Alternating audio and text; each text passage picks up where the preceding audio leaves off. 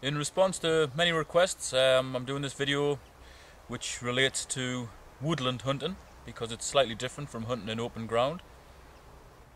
As most people who watch my videos know, I generally use the .17 HMR rifle, as most of the shooting that I do is in fairly rolling hillside where noise is not really too much of an issue.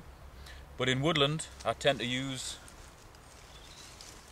this.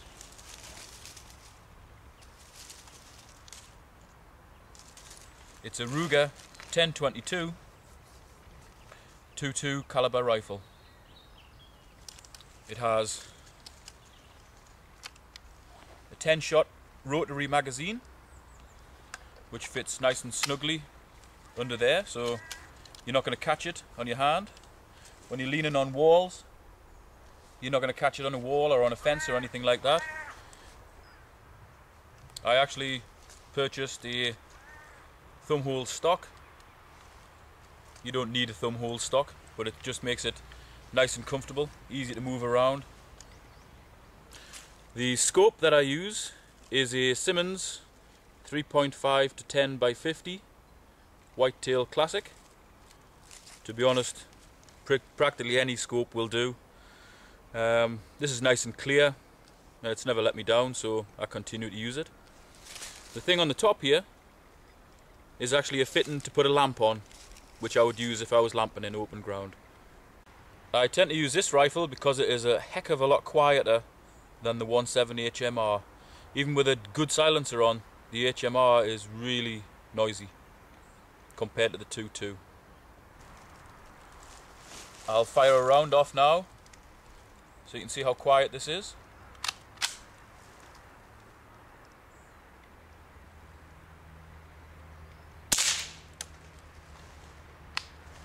Obviously the camera's at the business end of that, so you'll have heard a noise, but imagine being 20-30 yards away, there's not much noise at all. In a woodland scenario, the two most important things are concealment, i.e. reasonable camouflage. There's numerous different types. Ideally trousers and jacket. I've only got the jacket on today because I'm not shooting, I'm only shooting a video. And also stealth. It is a bit of an art form moving silently through woodland, but there's some things to consider to make it easier. The type of clothing that you wear is very important if you want to move stealthily through wood. Waterproofs are great, but if you're moving backwards and forwards, there's branches scraping against them that do tend to make a very plasticky sort of a sound. I tend to use just ordinary cotton, as it doesn't make such a noise if you're moving through heavy scrub. When you're walking, try and avoid leaves if you can. There's a path in front of me here which has got a good amount of leaves on. Therefore, you want to be walking right along the edge of it as opposed to in the middle where all the leaves are.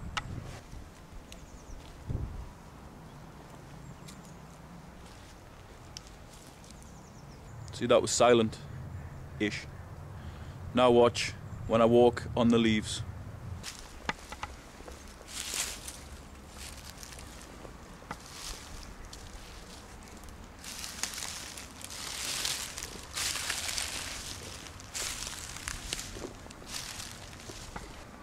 That was actually trying to be quiet, walking on the leaves, lifting my feet, putting them down very carefully.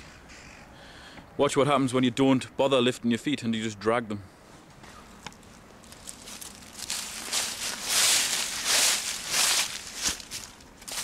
You get enough noise from that to wake the dead. Staying off the skyline is very important as well. I'm going to approach the camera from up behind me there. First time I'll just come straight over the skyline. I'll be as quiet as I possibly can. See how easy I am to spot. Next time I'll use the trees to my left and I'll try and stay off the skyline.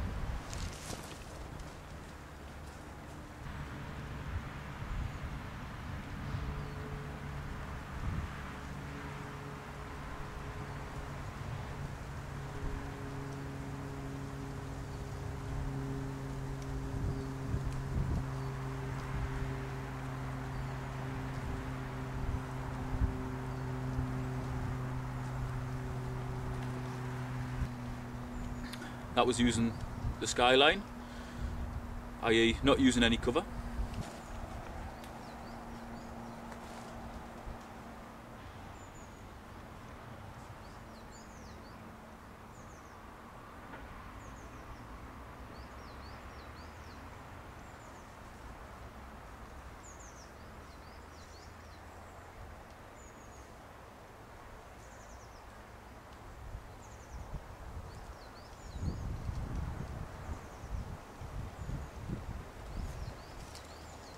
And that was trying to stay off the skyline.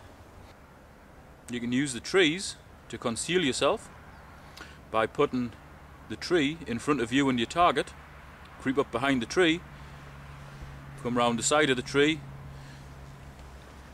lean on the side of the tree, and then take your shot.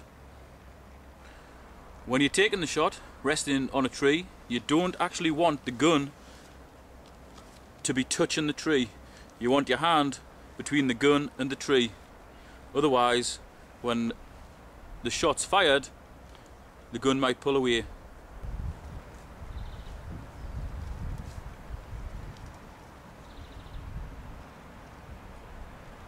See how my hand is between the gun and the tree. Same with this one. Some people might just say, what's the point in going in the wood? All the rabbits are out feeding in the field. But if there's a lot of rabbit setts in the wood, that's actually where the rabbits are living. That's where they're going to try to get to when they're scared. If you are in the wood between the rabbit and their set, you'll find that a lot of them will just clap down on the ground and wait to be shot. Whereas if you're in the field, you might get a shot at one or two before they run back into the wood. If you're in a wood firing out into a field, there's often something to lean on, because generally woods are surrounded by either a wall or a fence, so that makes for a nice steady shot. If there's a pigeon, squirrel, crow up in a tree and you want to take a shot at it, remember that when you look through the scope, even if the crosshairs are actually on the target, there may be a branch in front of the bullet's trajectory. Just because you can see a clear shot doesn't mean to say that there is. If you notice on your gun, the scope is at least an inch and a half above where the bullet actually comes out. Obviously when you look through it, you're looking straight. The bullet comes out reasonably straight. You've got your sights set for 40, 50 yards or something. They're set at the point that the bullet and what you see cross. Anytime before that, and your scope is actually looking higher than where your bullet is travelling. When you're in a wood, the same safety rules apply than if you're out in the field. You've always got to ensure that there's a decent backstop. Even when you're firing up into a tree, ideally you want a branch or heavy cover behind the target that you're actually shooting. So on the off chance that you miss the target, the bullet hits whatever's behind the target, fragments, and becomes harmless. If you can lie down in a woodland, or really shooting anywhere, then that's great. You've got a lot of your body in contact with the ground. That's going to make you a lot steadier.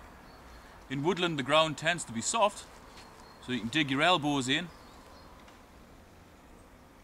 and get a really steady, accurate shot.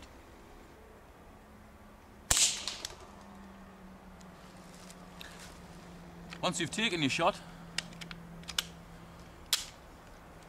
don't be tempted to stand up and run after whatever it is you've just shot. Just sit quiet for a few seconds. The chances are that the other things that you might want to shoot will show themselves in the tree or on the ground, and you'll be able to get another shot. Even if the animal you've shot is wounded and hasn't dropped straight away, don't run after it straight away. If it realizes you're after it, it'll keep running. Pursue it calmly. Obviously this video hasn't covered the art of sitting in a tree and chucking bait down, waiting for pigs and all that to come, because I prefer actually hunting things, not waiting for them to come to me, going out, finding them and shooting them. Hope you've enjoyed watching this video. If there's anything you think I've missed, and there's probably loads that I've missed, just let me know in the comments below, and I'll make another video covering the bits that I've missed.